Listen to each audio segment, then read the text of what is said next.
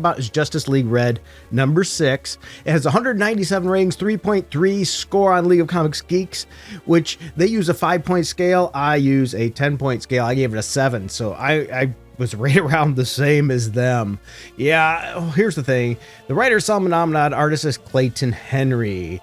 And this is the conclusion to this series here, to this mini series, if you will, with the Red Tornado.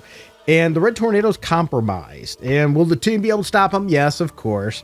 But as usual, the comic writers have to let their politics slip in. There's a person in it that mentions Filipinos eat dogs, as a Trump thing. Well, just so you know, actually do your research into that and you come up with your own conclusion on that. But those, I hate to say it, they love to throw in their politics. And I've had my view on that before. I said politics are fine in comic books because it happens. But I think they should try to remain neutral and show both sides. And they hardly ever do when it comes to comic book writers. Let's be honest. They skew so hard left, they go full circle. Right?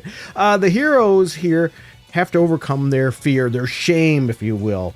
Which was okay. I'm just not a fan of this villain, the Crimson Cloud, either.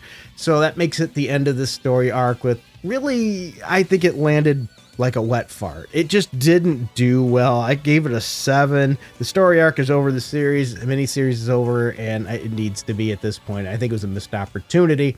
Let's look at a couple other people quickly. Here is a 3.5 star. This mini was something. At the end of the day, it's a pretty forgettable story. Yeah, I'm gonna stop there. That was enough. I agree there.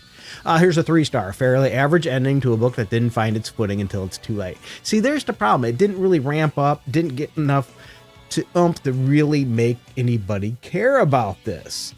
And I think that's the problem. There's not enough care. Why would you care enough to get this book? I don't know. Didn't do it for me.